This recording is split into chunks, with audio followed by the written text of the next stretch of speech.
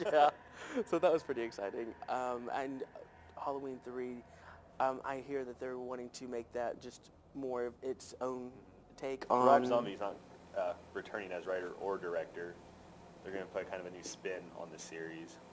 Okay. Do you remember they did that the original Halloween series when Yes, they Myers did. wasn't involved in the third one at all?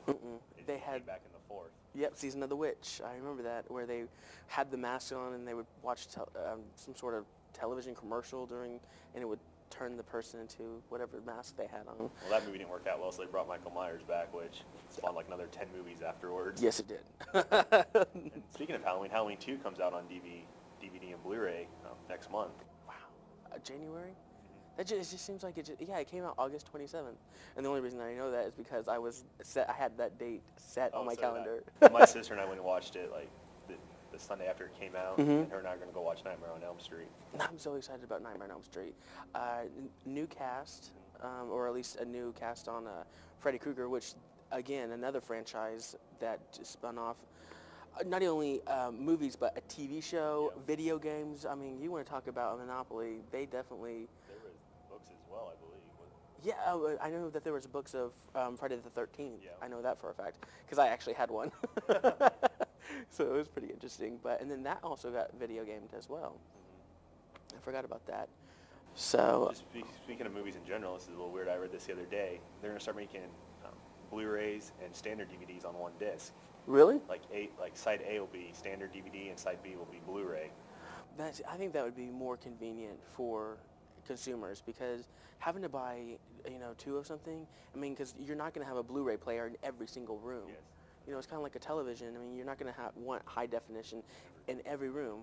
Like if you're watching television in the breakfast room, you just want to turn on that old one that only, you have to turn, or the remote is like that big and that thick. I got a PlayStation 3, and I use that as a Blu-ray player. See, and that's my main reason for wanting to get a PlayStation 3, is because it has Blu-ray capability, and you don't have to worry about all that junk.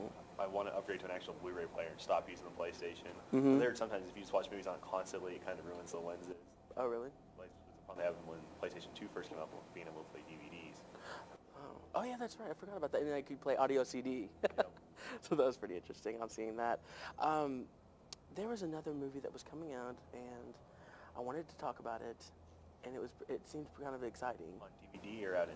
Out on talks. Oh, Scream 4. Scream 4, yes. I am a huge Kevin Williamson fan. He's recently doing this show. He did Dawson's Creek, and then he did another. It didn't end up doing well. It had the Zach from Saved by the Bell, but... Oh, Mark Paul. Yeah. Glasner is how you say his last name? What was it? Glasner. Glasner, probably. I've always had trouble with his last name. Probably.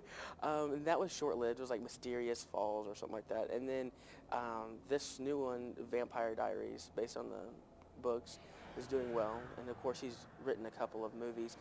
Scream trilogy, I was obsessed with from the Watched the get-go. first one the other night. Did you really? I always see that on cable. Yeah, But my that's why I favorite watched is it all. part 2. Yes. I have to say. That's one of my all-time favorites. 3, it was a kind of little cheesy. And that's Sometimes, because... like around the third movie, they just get kind of cheesy. Yeah, well, see, it wasn't written by Kevin Williamson, but Wes Craven came in and directed it, so I think that's why it lost its luster. And that's why I'm glad there's talks that this one is going to be, of course, you have your old characters, but it's going to be a spin-off of its own genre where we follow a whole new group, and he plans on making it a trilogy as well. So that should be pretty interesting to see how they're going to do The that. fourth film is supposed to be set 10 years after the original. Oh, 10 years after? I thought it was 10 years after the third. Is it the third one? Yeah, because the third one took place in 2003. Okay. So it was in 2001. That's when Yeah. the first one took place. Or I'm sorry, the last one took place. And speaking of like the spin-off series, The Final Destination comes out on DVD next month. Never saw it in theaters, but those movies always give me the heebie-jeebies because, I don't want to know how I'm going to die. Yeah. I don't want to be tanning and all of a sudden my tan booth goes, psh, not Shuts that I on know. you and then burn to death. Yeah. But, the director of The Final Destination said he might do a spin-off and start a whole nother series that follow the same storylines as The Final Destination. But just to kind of have like its own intricate weave. Kind of like that, and like you said, Scream would be. Yeah. So those two are some things to look forward to. Yeah, exactly. And those movies are, They banked pretty well, just like the Saw movies, and of course, Saw 7. Saw 7 coming out this year. Supposed to be shot in 3D maybe. Another one? Yeah. Mm. I don't know how I feel about all these 3D movies coming out. I know. I keep looking around, and all I see is 3D this and 3D that. Like, Yep. Freddy. Halloween 3D. Yeah, Halloween 3D. Final Destination was in 3D. Jason, Friday the 13th 2 is supposed to be in talks of making Yep. it 3D. Jeepers Creepers 2. I was looking on that. They want to make that possibly 3D. I don't know. I mean, that was a big 80s thing, but I think that it's trying to make a comeback. But if you do it right, it's good. But if you're going to be doing a half-ass, just leave it alone. I don't think we need 3D nowadays because with high definition and Blu-rays, Mm-hmm. it already looks real enough as it is, and I don't think we need the 3D element in there to make it any better. Exactly. And also I've noticed when you buy it on DVD, okay, when you go to see it in theater, you have these cool black shades. You don't have that left red and right blue.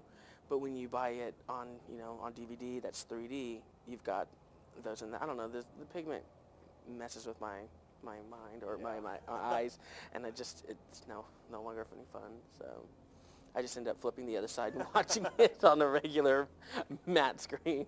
So Watch it, I think. yeah. So well, I think that we have a lot of good movies coming out in 2010. Just a couple of remnants that we were looking at, and so top one I'm looking forward to, Resident Evil 4, only because I'm a big Mila Jovovich fan and it deals with zombies. Yours? My favorite, like I said at the beginning, would have to be Nightmare on Elm Street.